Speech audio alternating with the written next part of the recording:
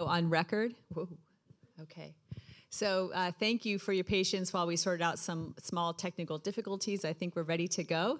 And I'm really excited to welcome you all today to another lecture sponsored by the Global Change Program here at Georgia Tech. A little bit about the program before I introduce Dr. Shepard. The program is about 1 year old, and it's really focused on climate change and some of those other global scale challenges that we hope to bring our students with all of your passion, your creativity, your potential, your brilliance. We hope to engage you in these problems and inspire you to work on your careers here at Georgia Tech and beyond in helping us solve some of them, frankly. So that's our great hope for the program. In the meantime, we're really interested in building little pockets of research that might drive those solutions forward that Georgia Tech can bring to the table as well. So if you have interest in those, get in touch. We have a newsletter, we have a webpage, globalchange.godtech.edu, where you can find all kinds of things. A special shout out to Danielle Estrada for her hard work in putting this lovely event together, as well as my various comm team people from EAS. Go, EAS. And my class who's here too. Hi class, hi SLS people. Nice to welcome you today. So without further ado, let me introduce Dr. Shepard. We are so honored to have him here today, down the street from Athens, close by, but his profile is of international and national stature, so it's a real treat to welcome him to campus today for this talk. He received his BS, MS, and PhD in physical meteorology from Florida State University, and he was the first African American to receive a PhD from Florida State Meteorology, and one of the nation's oldest and respected schools in that area.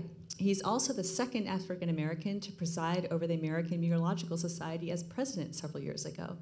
He co-authored a children's book on weather and weather instruments called Dr. Fred's Weather Watch. My kids have it, they really like it, you should get it. He is also the co-founder of the Alcova Elementary Weather Science Chat that exposes K-12 students to scientists. And he's from Canton, Georgia, as many of us are from Georgia as well. Dr. Marshall Shepard is a leading international expert in weather and climate as the Georgia Athletic Association Distinguished Professor of Geography and Atmospheric Sciences at UGA. He serves as the director of the university's Atmospheric Sciences program and a full professor in the Department of Geography, and he's also the associate department head.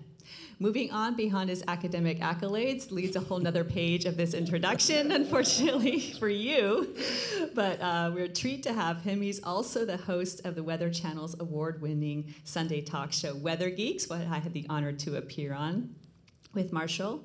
And now that has turned into a podcast series that you can find on the various outlets that have podcasts, very lovely and diverse programming there.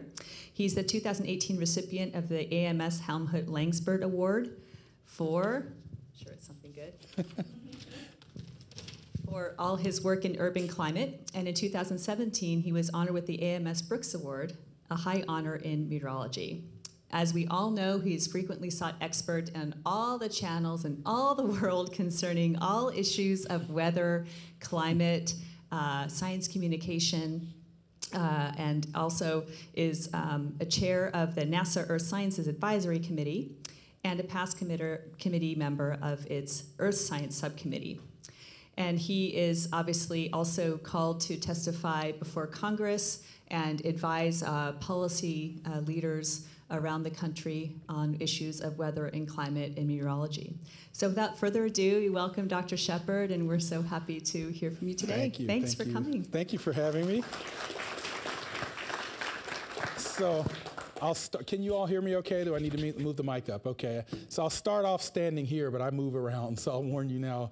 I like to move around. It's really an honor to be here at Georgia Tech. And happy that you invited a Georgia Bulldog over. If you notice carefully, one of the young ladies working out there in the coffee shop is wearing a Georgia Bulldog jacket, so we have infiltrated you.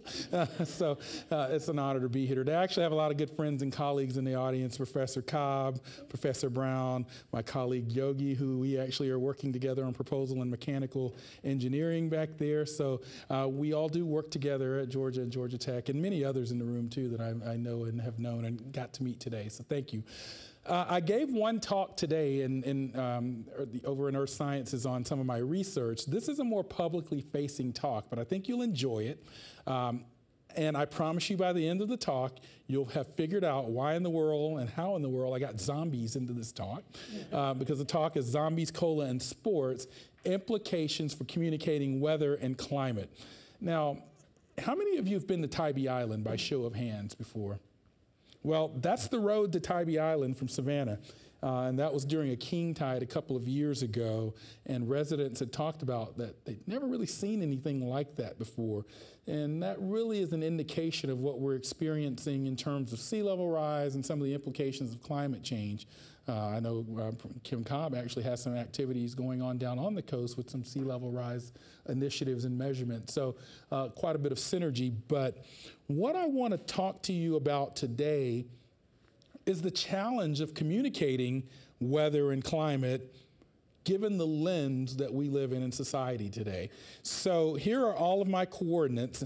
That is not a new water ride at Six Flags. That's actually flooding from the 2009 floods that we experienced here in Atlanta, 500-year flood event. I was talking to you live out that way, and certainly some really bad flooding in that part of the metropolitan Atlanta area. So there are all of my coordinates. If you want to tweet the talk or some aspects of the talk, I'm at Dr. Shepard 2013 on Twitter. And these are all the various things that I do that prevent me from getting a lot of sleep. No, actually, I get quite a bit of sleep, actually. It's very important to have good work-life balance. So those of you that follow me on social media know that I'm very adamant about participating in my kids' activities and getting sleep. Let's start here. And we'll go various places. So what? I wrote an article in Forbes just this week because 2018 was the 4th warmest year on record. So what? That actually, I'm actually being a little bit playful, but I actually am very bothered by the notion that we spend a lot of time focusing on the record temperatures. That's very important scientifically, but what's the so what? We have to communicate so what. Why is it so warm and why does that matter? Here are 2 things that matter. This is in the National Climate Assessment Report that was just released by the U.S. government. This is a change or decrease in work hours percentage-wise because it's going to be too hot in these places, particularly in the summertime. So if you work outside or if your child plays football or other outdoor sports, there are going to be significant changes over the next 25 to 75 years that we're going to have to deal with. How many of us like seafood or fish? A lot of people in this audience. That graphic on the top right shows us the change in maximum catch potential as a function of warming temperatures and oceans. That's directly out of the National Climate Assessment Report. All right, there's the so what from a climate perspective. How many of you drive on Atlanta expressways? We all do. We notice that a lot more urban flooding, particularly on some of the roadways around. Here's a recent flooding event in one of the interstates here in downtown Atlanta. So what? Well, the so what is we actually, as meteorologists, predicted several days in advance that we're going to have flooding rains in Atlanta. But what are the policy implications? What are the changes that the city made or the state made that day to prepare for that and to avoid that situation? There's enough weather information now that even though people will say, oh, Dr. Shepard, you're a meteorologist, it must be nice to be in a profession where you're wrong all of the time. In fact, that statement is a myth. This is a golden age of forecasting. If you were in my talk this morning, you saw this particular figure because I really like it. This is the 2017 hurricane season. So you're going to see some of the hurricanes here shortly. This is actually a NASA model they ran after the 2017 season. So you're seeing smoke from wildfires, you're seeing dust intrusions from the African continent, and pretty soon you're going to see the parade of hurricanes in 2017. The point I'm making here is none of those hurricanes in 2017 caught us off guard. They were very well forecasted. Most weather events are very well forecasted, even though we're typically the brunt of jokes about being wrong all the time. Well, there was an event recently here in Atlanta. Everybody was preparing for snow. The Super Bowl was here. Government offices were shut down. reality is the forecast wasn't necessarily as bad as we thought, but it really got kind of blown up because the Super Bowl was in play. If you were following my social media, I was tweeting and posting the whole time that most of the snow was going to be in Northwest Georgia. Gwinnett County schools, I don't think you need to cancel schools, because that's where my kids go to school. But they did. But they have digital learning days. My point is, there's a perception when there's a rare event like that doesn't go as planned, there's a perception that the forecast is always wrong. But the problem is people tend to remember the wrong days and not all of the right days, all right? Georgia Tech's kicker makes every field goal all year long, but he misses one in the bowl game that cost you the national championship. What are people going to be talking about? That field goal. He's a rotten kicker, that darn kicker. He's actually a pretty good kicker. He just missed one that had an impact that we remember. And that's how weather forecasting is. So I always like to sort of shatter this myth that meteorologists are guessing or they're always wrong. We're right most of the time. In fact, I've written articles that say we're right about 95, 97% of the time. There are myths about climate change, and Kim and Marilyn and others in the room that deal in climate have heard them. I mean, I could be like hanging out in Taco Bell, right? And someone finds out that I'm a weather or climate scientist. And they'll come up to me and say, hey, Dr. Shepard, don't y'all know that the climate changes naturally? What are you guys talking about climate change? Don't you know the climate changes naturally? And I said, I certainly hope I know that because I have a degree in meteorology. But here's the evidence that that person at Taco Bell is not wrong. Look at the natural variability there. Those are the interglacial and glacial periods meaning ice ages. And we see that there's a natural cycle, but we see that after 1850, in terms of CO2, there is a lot more of it now outside of the naturally varying cycle over the last 800,000 years. So we get these zombie theories. Oh, zombies, there we go, zombies have appeared. Here's a nice little zombie on my slide. I call zombie theories those theories that we as scientists have long refuted or killed off, but they live on in blogs and social media and certain media outlets and radio stations and TV shows. Oh, Dr. Shepard, it's the sun. That's why we're seeing warming, because the sun is changing. That's a zombie theory. You know other zombie theories, you hear them. But we know, in fact, that the solar changes and variability don't describe the changes that we're seeing in our planet. Well, it's the Earth's orbit. Milankovitch cycles. Again, the orbital changes don't explain the temperature changes. It's volcanoes, Dr. Shepard. Actually, volcanoes do, if they're significant enough and eject enough aerosols into the atmosphere, will cool the climate for a year or two sometimes, but it's temporary. Oh, it's all three of those things combined. Look, none of those things combined still add up to the changes that we see in our climate system. No, it's greenhouse gases. I have a colleague at Colorado State named Scott Denning, Professor Scott Denning, and he said something at a meeting that I was attending at the National Academy of Sciences that just rang true to me and is so great. He said, the reason that we know that we have a greenhouse effect is that we survive every night. Think about what I just said. We survive every night because the greenhouse effect is our friend. You know, we need it, but it's just a little out of whack now because of the extra greenhouse. What he means by that is because we have greenhouse gases, the Earth's average temperature is palatable for us to live on. We don't get too cold at night and freeze to death. So we survive, thank greenhouse gases. The problem is when we put too many greenhouse gases and when we change the landscape, the system's out of balance, and then we have problems. But the ultimate message is it's not either or, it's and. So when someone comes up to me and says, Dr. Shepard, the climate changes naturally, I said, yeah, grass grows naturally too. But if we put fertilizer on the soil, doesn't it grow differently?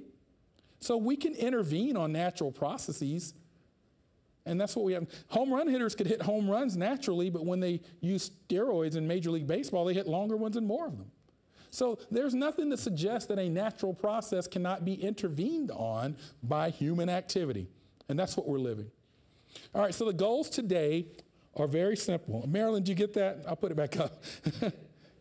I'm all about audience interaction, so I try to pay attention to what's going on.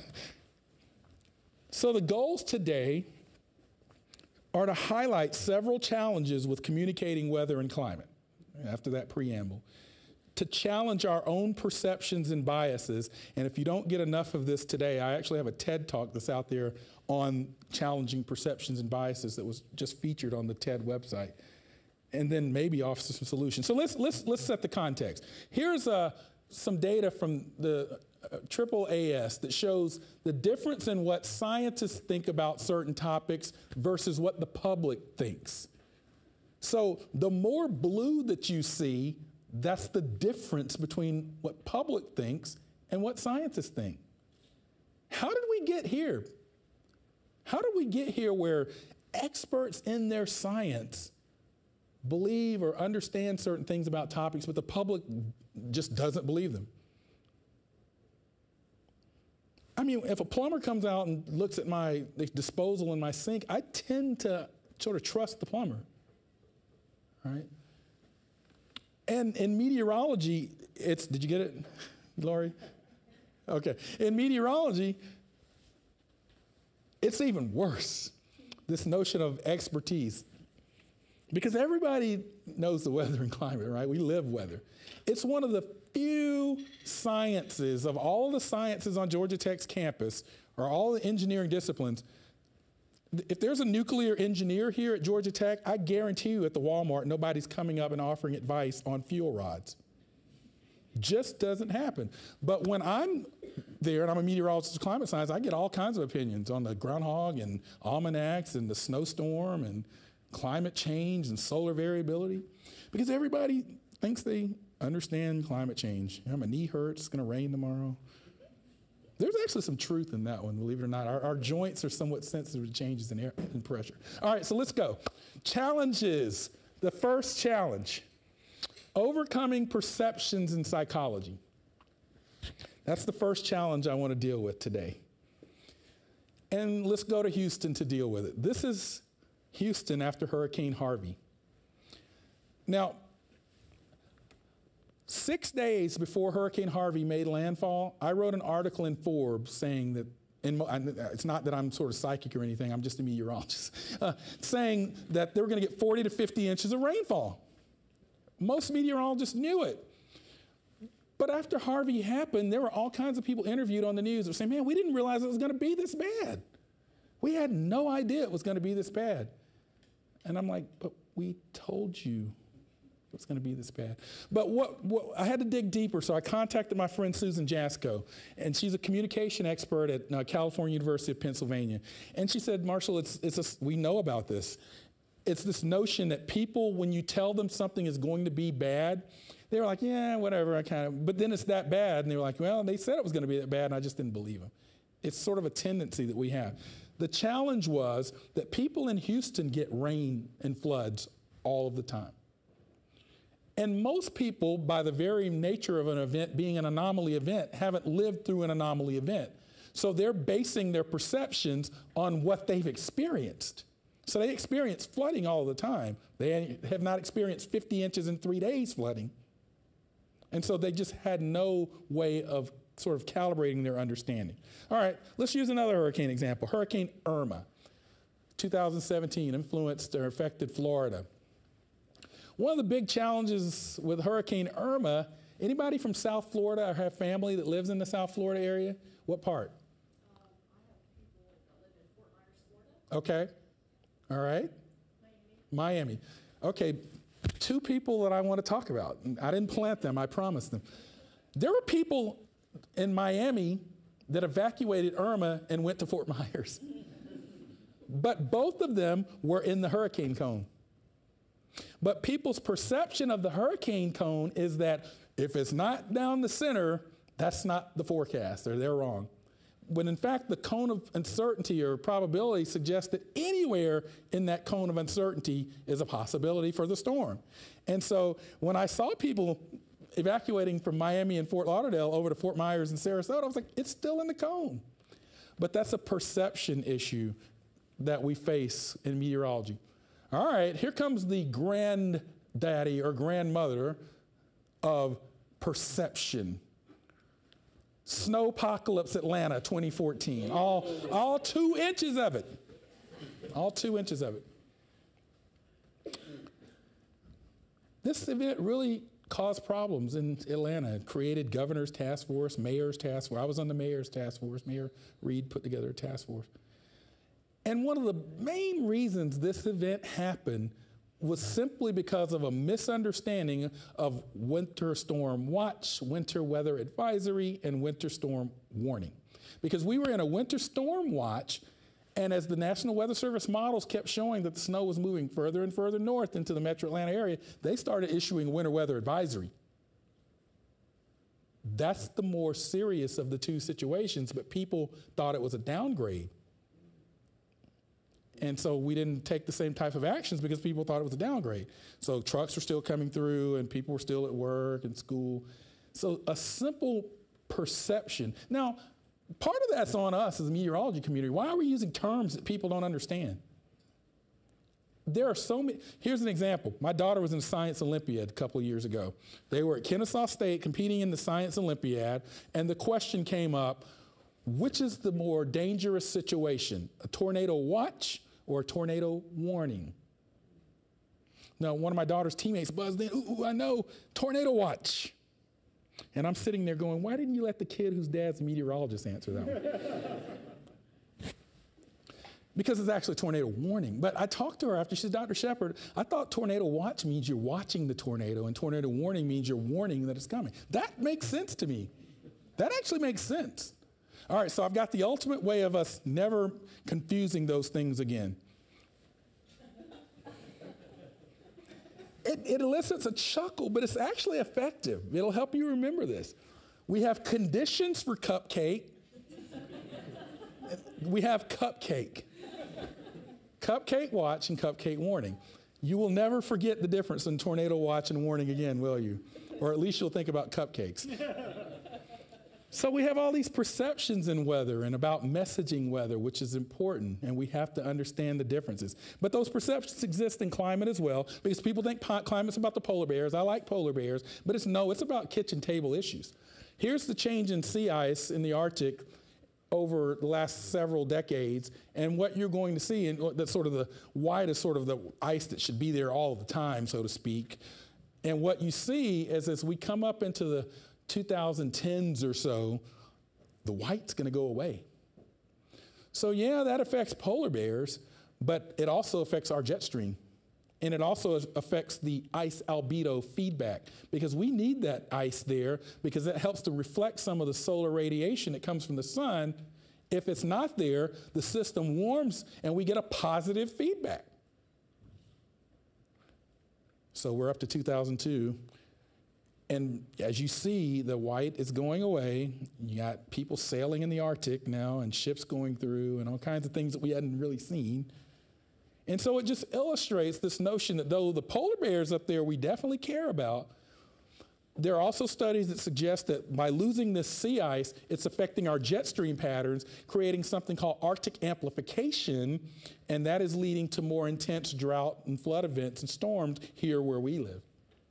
Because, see, the Earth is connected. It's a system. And when we don't have as much cold air in the polar regions, we have loosened the gradient between the tropics and the poles. And when we loosen the difference or the gradient between the tropics and the poles, the winds, the jet stream patterns aren't as strong.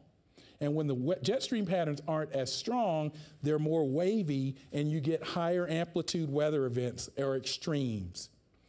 And if that didn't resonate with you, just think if Yogi and I were back in the back of the room, we're holding a rope and pulling it tightly. It's the jet stream strong. But if one of us loosens our grip, the rope sags and you get amplitude to the wave. Thank you. So it's about kitchen table issues. One of the Fortune 500 companies based in Atlanta is Coca-Cola. And I like to use this article from 2014 because it talks about how executives at Coca-Cola talk about the threat of climate change to their bottom line issues. Jeff Seabright, who's no longer there, he talked about the increased drought more unpredictable variability, 100-year floods every 2 years, are threats to their essential ingredients. Coca-Cola owns Minute Maid. They grow fruits for their juices. Coca-Cola needs water for all of its products. And so Fortune 5 companies, hey, by the way, did you catch cola? So we've heard zombies and cola so far. I've even said something about sports too, but I got something else. So again, the point I'm making is these are kitchen table, bottom line issues. Yet we still have people come up to me and say, Dr. Shepard, do you believe in climate change? I'll say, no, my son used to believe in the tooth fairy, though. Science is not a belief system. So one of the things that I hope that you'll carry away from the talk, if nothing else, is never ask somebody, a scientist at least, if they believe in climate change.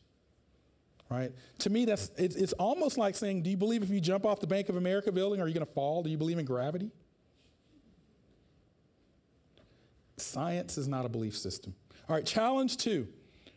Confirmation bias, Dunning-Kruger effect, and cognitive biases.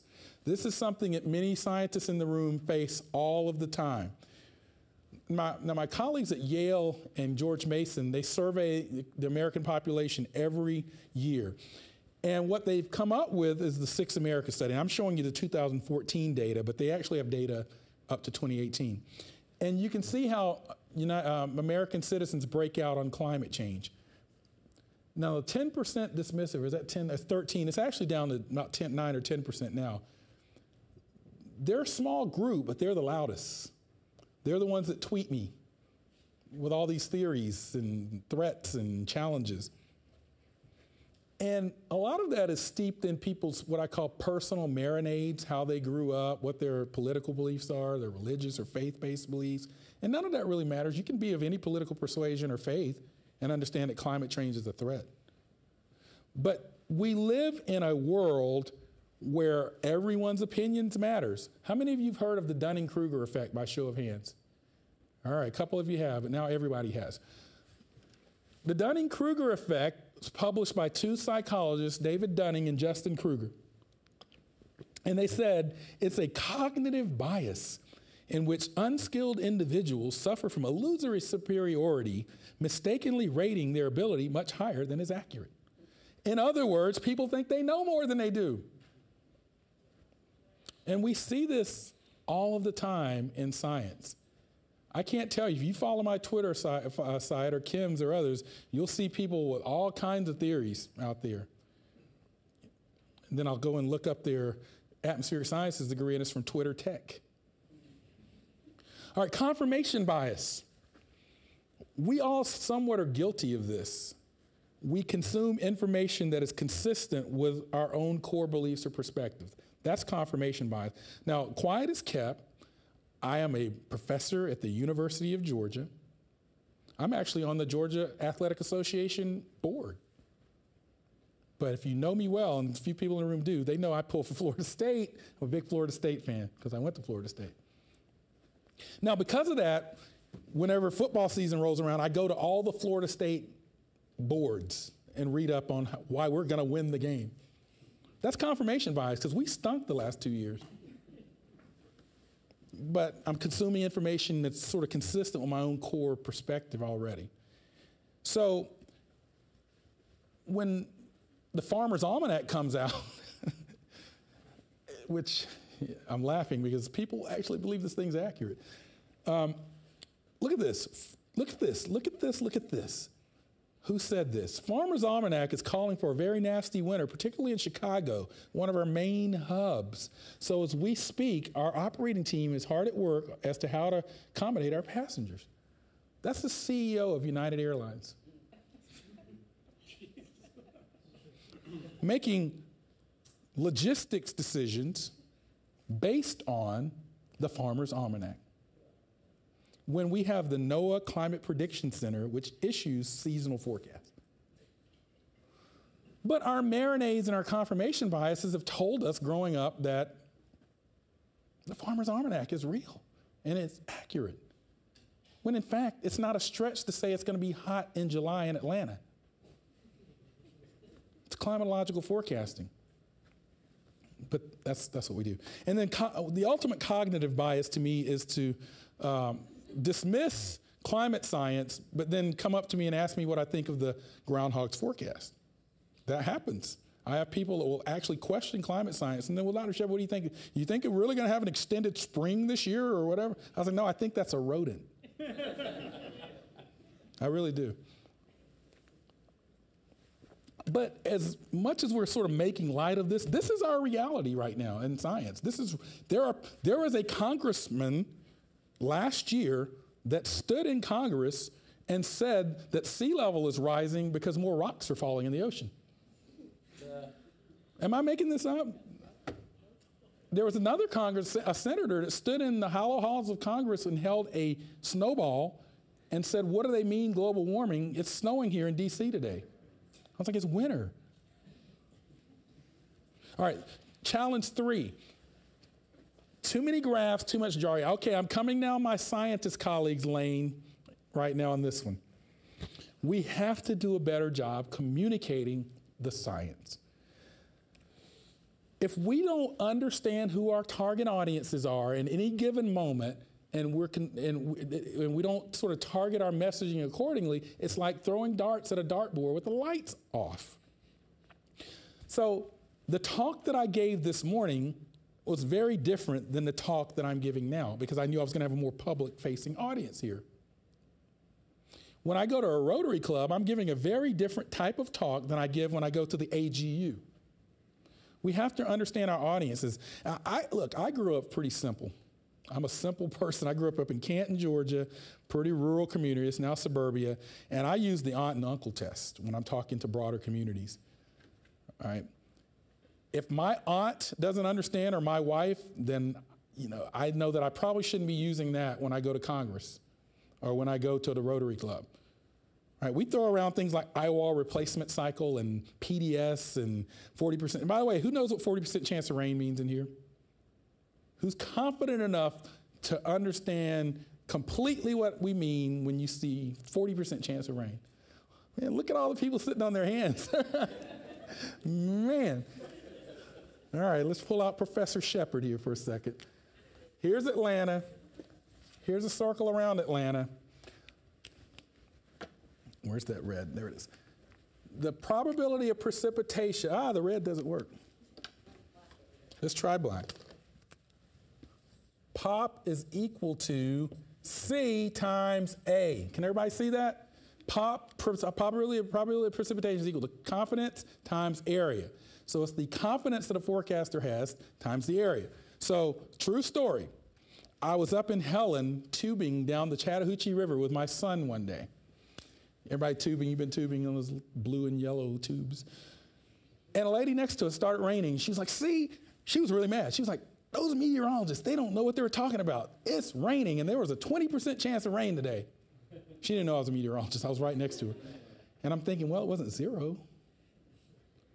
But more importantly, that wasn't a bad forecast. We just happened to be in the 20% of the area that with confidence that got rain. So if the forecast is 100% confident, right, that 40% of the area is going to get rain, it's 40% chance of rain. But the forecast is 50% confident that 40% of the area is going to get rain. It's a 20% chance of rain.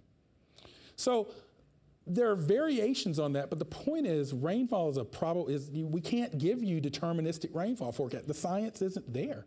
So we have to do it in a probabilistic manner. And that's why we give it in that way. Scientists, we've got to be careful about jargon that we use. This is a really, really good chart from Somerville and Hassel's paper in Physics Today. Because when I throw around the term bias in science, I might be referring to a 2-degree warm bias in the thermometer. It means it's always warm by 2 degrees. But someone in the public might think bias has devious intent. Ooh, bias, right? Positive trend in CO2, carbon dioxide. That sounds good. Positive is good, right? Positive, right? It's not good at all. Even geography. Why am I showing this? A recent study showed that about 50% of the population couldn't locate their county on a map. Why that's important is that when a meteorologist puts up a tornado polygon or a warning, they often do it on county map, right? But people, if they can't find their county, what good is that warning? See where I'm going with that? So we have to understand our intended audiences. Challenge 4, climate literacy. I used to think this was the big problem, actually, with why we have so many people that don't understand or believe climate change, so-called. I've come to the conclusion in my own mind, this is not the only problem, it's a part of the problem. We can continue to keep elevating climate literacy and people are still going to challenge for very different reasons. I've come to that conclusion because there are a lot of other things at play. But still, if we can up climate literacy, it helps, because invariably when it snows, I get someone that tweets that to me. Hey, Dr. Shepard, I got 20 inches of global warming in my yard. What are you guys talking about? It's a cute tweet. It actually does make me chuckle. But it's so scientifically wrong. I like to remind people, and I say this often, weather is your mood and climate is your personality. So a cold day or a snowy day doesn't say anything about climate change no more than your mood today necessarily tells me about your personality. We have to understand that. And by contrast, just because it's 85 degrees doesn't necessarily affirm climate change either. Look, there's enough evidence on its own that climate is changing that we don't need to use today as an example. Another thing that I see in climate literacy is causation. All right, so let's talk about cookies. Here are cookies. It's a weather event. Now, there are different factors that go into play in making these cookies. So if we add 15% more flour or add all white sugar or different ingredients, we get a slightly different cookie.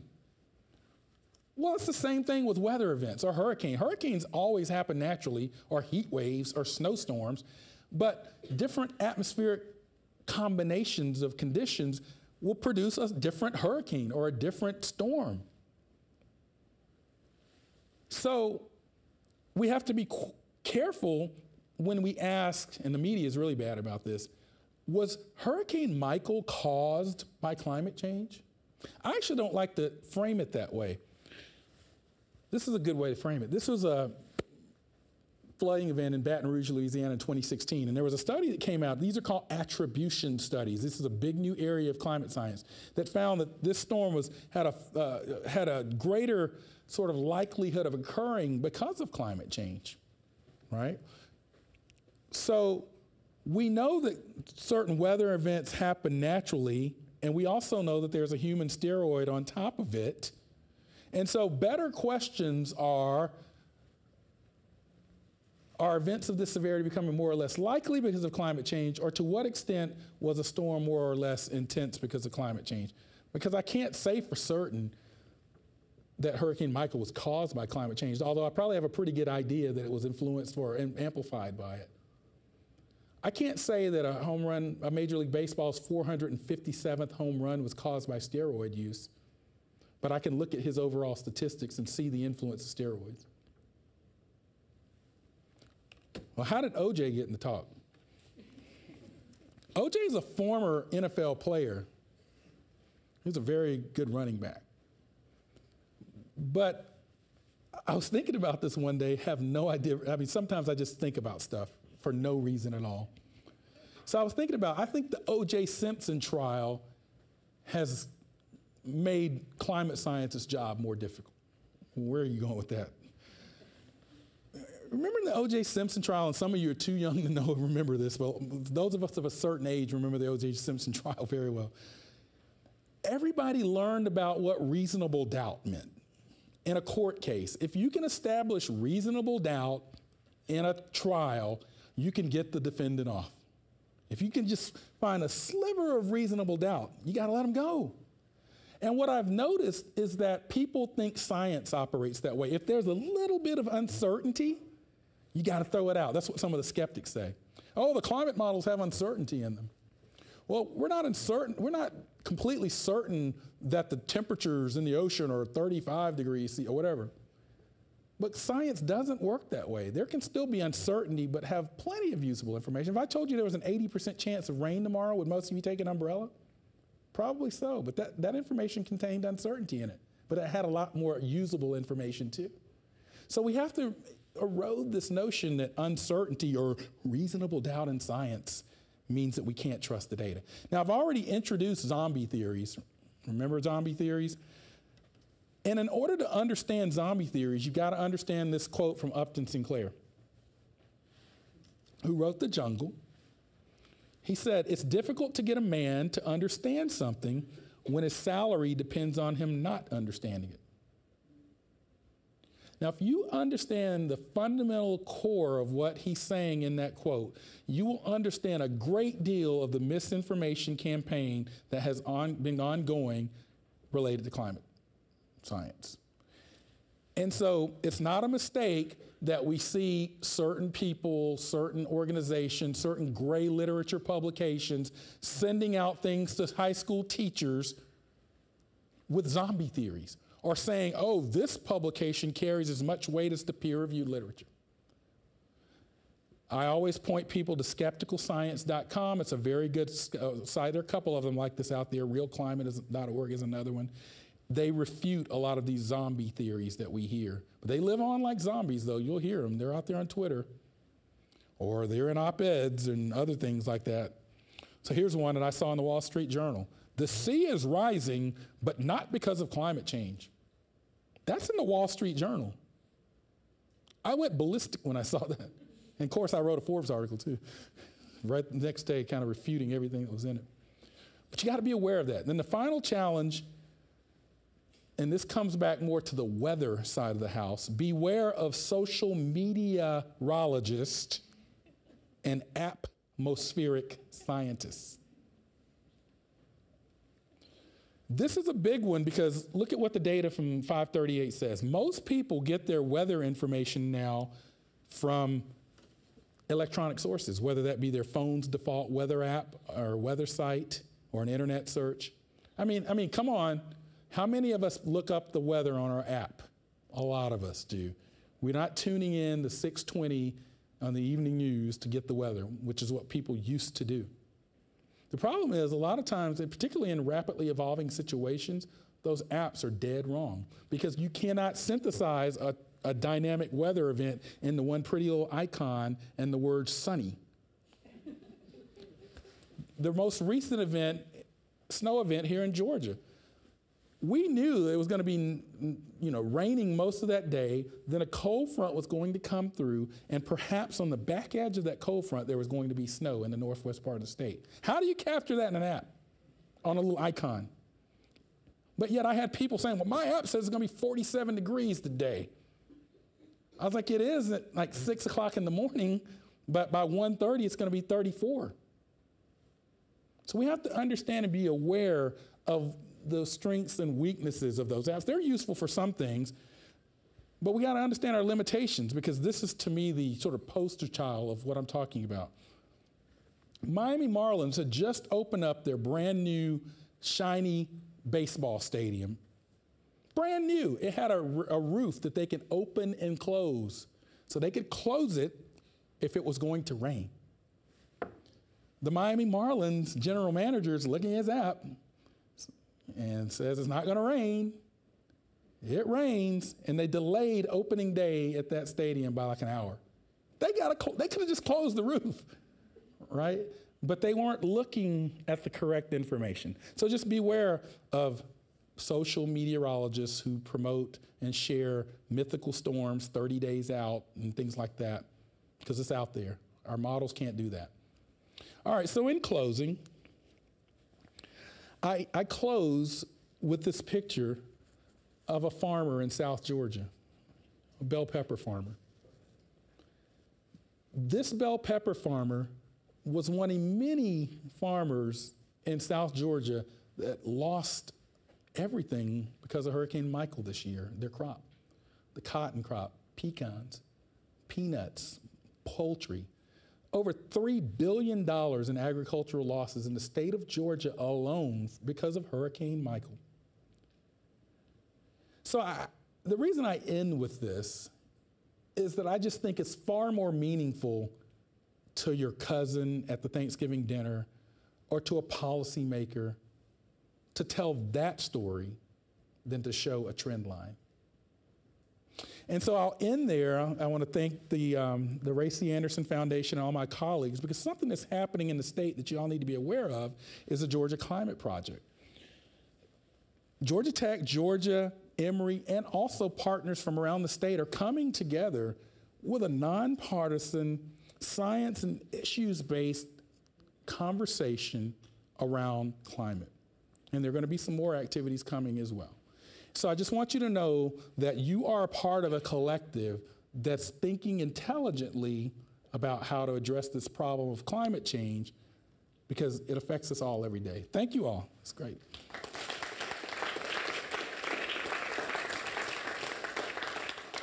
So I don't know if we have time for a couple of questions, but I'm happy to take some. Yeah, question for Marshall. Got one right here behind you. If you could use the mic so we can capture.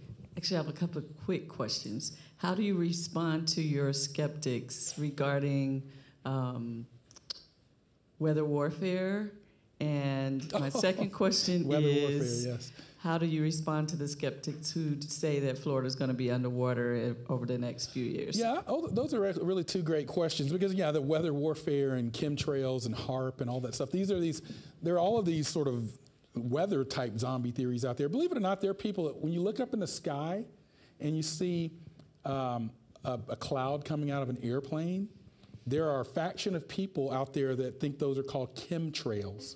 Chemical trails, and they're being used for weather warfare and to control the weather. There are actually people that believe that Barack Obama caused Superstorm Sandy to affect the 2012 elections. I've seen that out there. So the best you can do is respond with science and fact-based information, but increasingly what I have learned is that people on the fringe and that 10% dismissive that I talk about, you just have to ignore, because by responding to them and engaging with them, you give them credibility.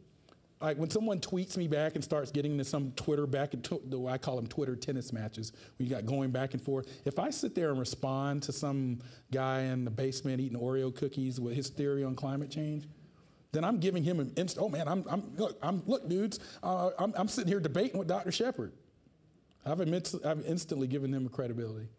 So for the most part, I just I'm dismissive. But if I understand or see that someone really just doesn't understand, I spend the time to try to share and add to the science literacy. Your second question was about Yeah, I think that's another problem, just in the sense that we have the extreme sort of views on climate change as a hoax and not real. I think we also have to be a bit careful with the sort of hyperbole on the sort of pro side of this as well. I think that's a big challenge. So that's kind of what I was alluding to a little bit. You know, after all weather events, I usually get a lot of media calls from the New York Times or Post or whatever, and they're asking me for a comment for a story.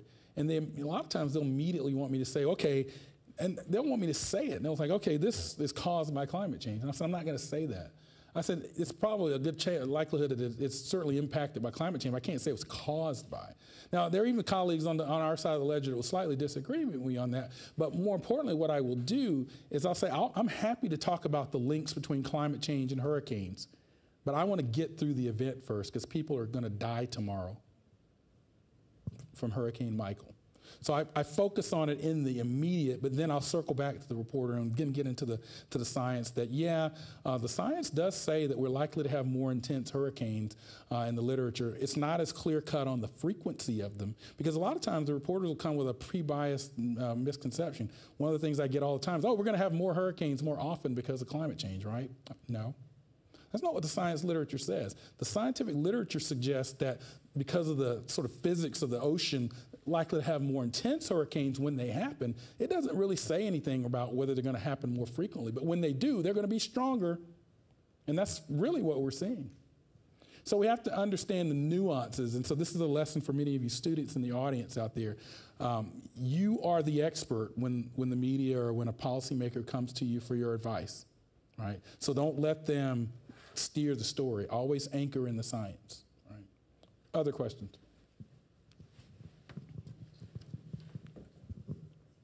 So I'm really glad that you brought up the Dunning-Kruger effect. It's actually my favorite cognitive bias.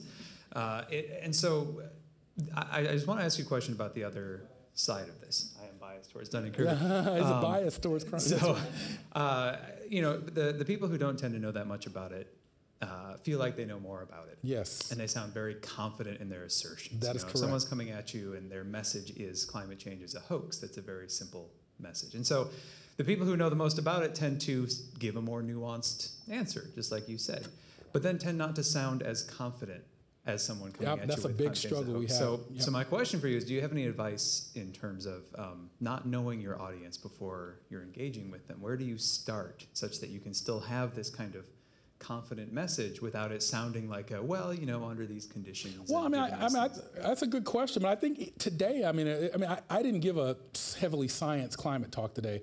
And if you saw my talk that I give on climate science, the more 101 climate science type of talk that I give, it's very much anchored in the science, and I think you would come away clearly seeing that there's a problem, yet I'm very candid about the nuances and uncertainty. But I guess in this particular talk, my sort of attempt to address that question is by asserting that it's okay for scientific information to have uncertainty in it, but have a lot more consumable, useful information in it too.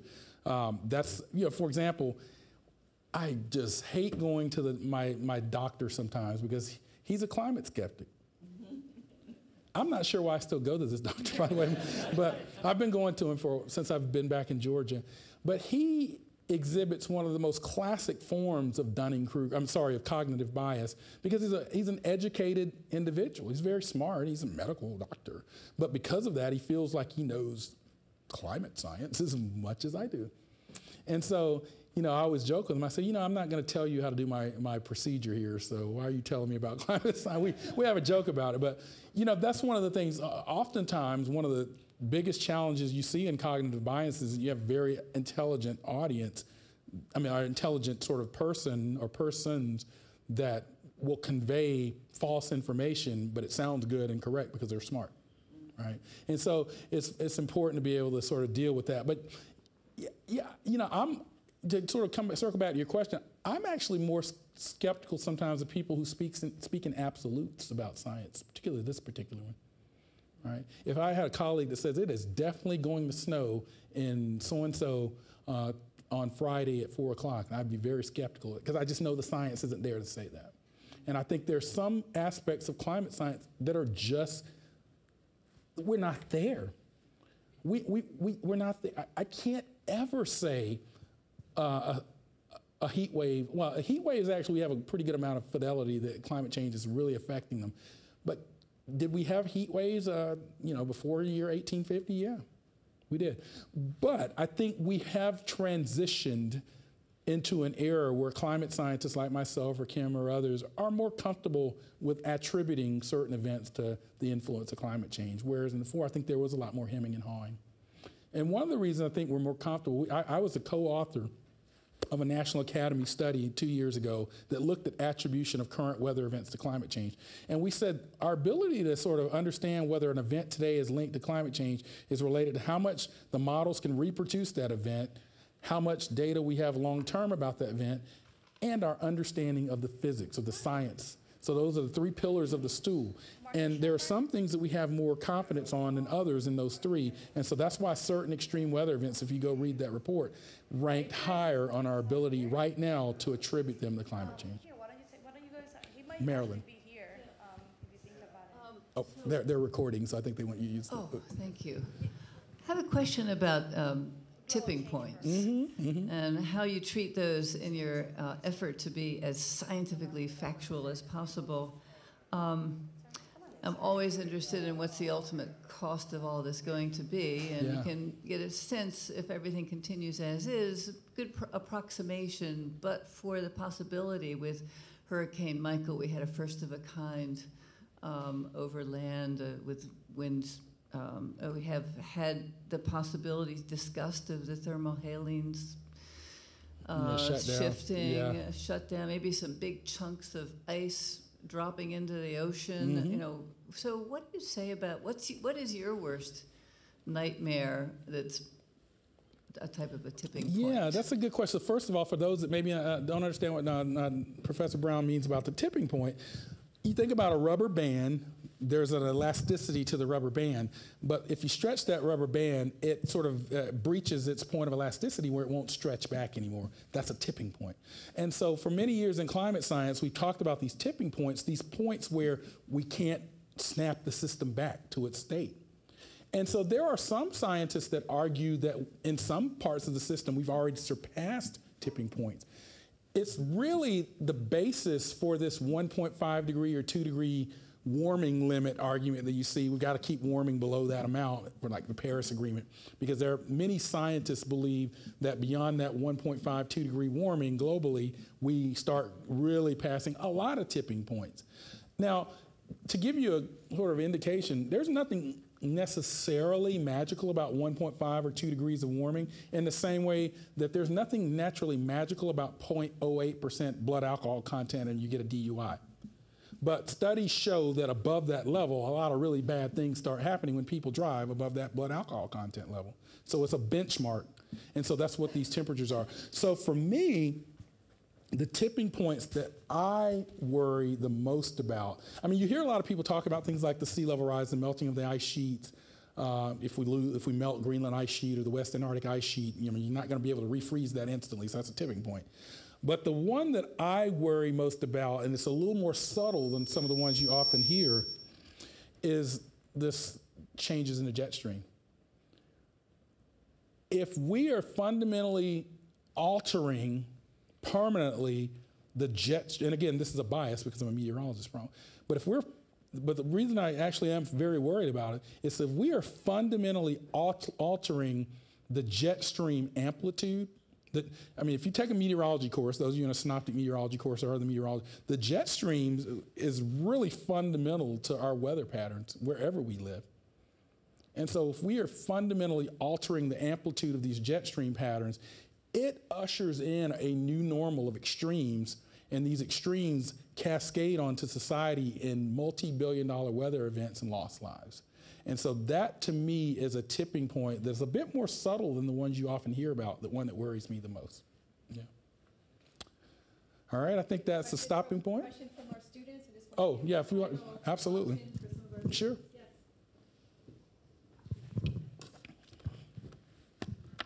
So you showed the photo of the farmer with the bell peppers. Yes. As one of your final slides. And in our Survival and Sustain class, we're talking about climate stories. And you said about that being a more effective way of communicating to people who don't understand the graphs as such. But equally, on the other side, there's a lot of talk within social media about being skeptical about fake news and how easy it is to manipulate a photograph. Sure. So where does the middle line, because you could put that photo up and someone could say, okay, I understand what that's saying, but someone else can say, oh, you manipulated the photo. And oh, sure.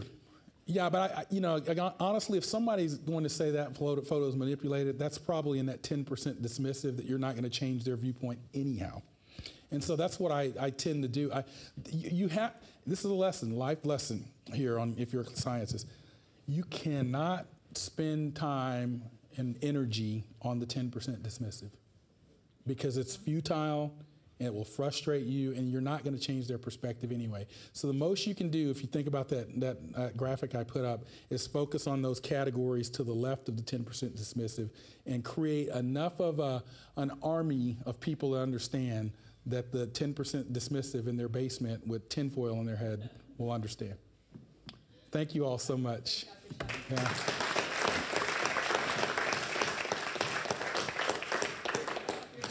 Yeah, that was fun.